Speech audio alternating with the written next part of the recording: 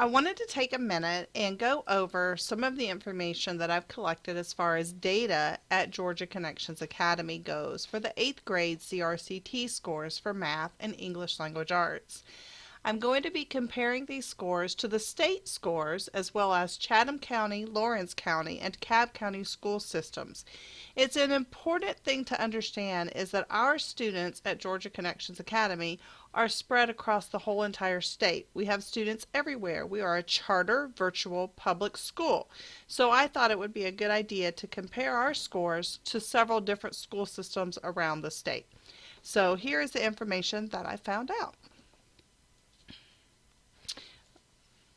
The data shared here is going to kind of be something that we can use as ninth grade teachers to see where our students are coming from the 8th grade.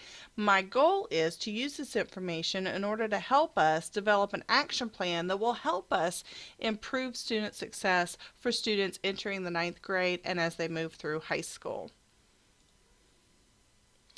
As you can see in this chart, the 8th grade scores for the 2011-2012 school year at Georgia Connections Academy for the math don't look too great when you compare them to the state and the other counties that we have on this chart. It is important to remember that this school year was the first school year that Georgia Connections Academy existed for K through 8 students. So when you think about that, you have to remember that there were not a lot of procedures and policies in place, and this is just their starting point. So for this school year, we definitely have some room for improvement where Georgia Connections Academy, 40% of our students did not meet the state requirements for math on the 8th grade CRCT, and that is not anywhere close to the levels that the state and the other 3 counties that I'm comparing them to are. So I think that that's something to keep in mind. So for the next school year, for 2012 and 13, these numbers look much better, but they're still not where we want them to be. The number of students here that you see now, GACA, is down to 31% of our students have not passed or met the standard that we want them to. So we're a little bit closer to where we want to be, but not quite there. And I think the next slide shows the information in a way that really is meaningful. The first piece of information is the 2011-12 and then to the 2012-13. And we see here like Chatham has a pretty steep decrease in students not meeting the standard, and so does Georgia Connections Academy. Thus, the DeKalb County students increased by 4%, and then the other 2 counties that we're comparing, Lawrence and the state, are they're a small decrease or about the same. So compared to what was going on around the state, GACA had a significant decrease of students that moved from the does not meet to the meet standard. Now, to me, the next chart is the most interesting because when you look at this overall, the students that now meet the standards for GACA from the first school year that existed was 40%, and they went all the way up to 56%. They had a 16% increase in students that now meet the standards that maybe did not before. So I think that that is significant improvement, where the others had a decrease except for Chatham County, and they had a slight, just a couple of percent increase. So I think that's pretty interesting.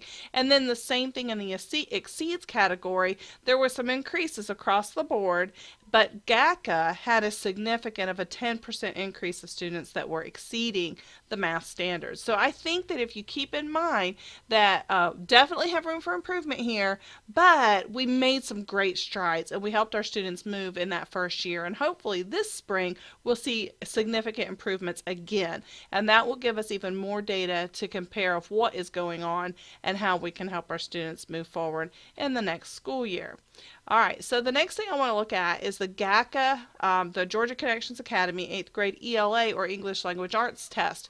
And if you remember, this is our first year in existence, and we are right where the state is. And I mean, so our numbers for our ELA testing for 8th grade are fabulous, and that is very exciting. And then when you look at the next school year, we even did better And look, we have half of our kids exceeding the state minimum standard. So that is extremely successful. And we definitely want to continue that progress and use whatever tools that we're using in the ELA category to help improve those math scores. So let's look at the comparison and the different three categories of does not meet, meets, and exceeds. There again, our GACA score is the dark blue one. And this is kind of a little bit, I think, what's the word for it? It looks a little bit different than what I would like to see, but really when you understand what you're looking at, it's exactly where we want to be.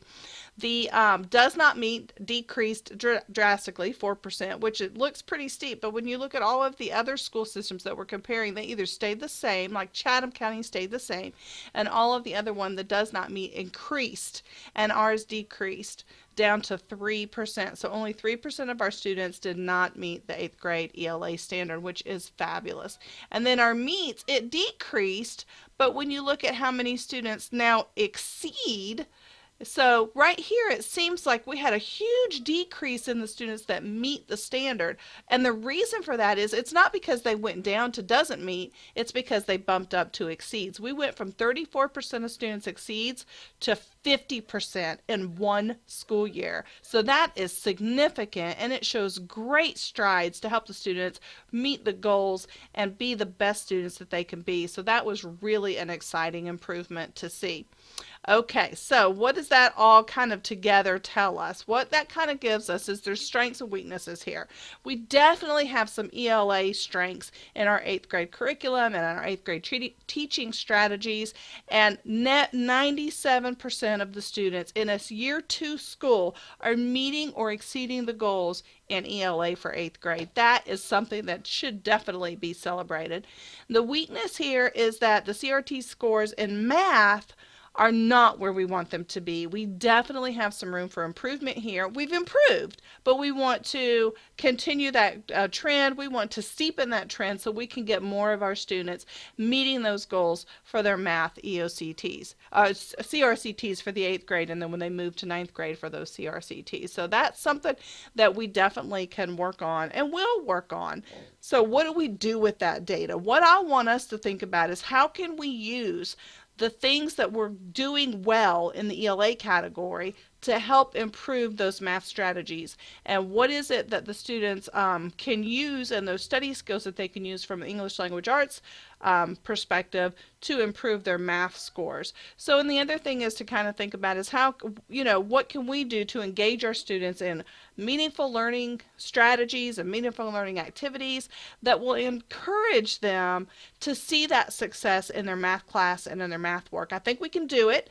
It's going to take some work, but it's definitely something that we can keep in mind and we can use to help us as 8th grade and 9th grade and 10th grade teachers to help those 8th grade students as they move through each school year to continue to see improvement from year to year and help their learning gaps get filled. And so we've got some work to do to come up with what those strategies are going to look like. And I think by just using this data, it should be encouraging it to us that we're seeing improvement and that we will continue to see improvement as long as we be focused and we be smart about how to help our students find that success.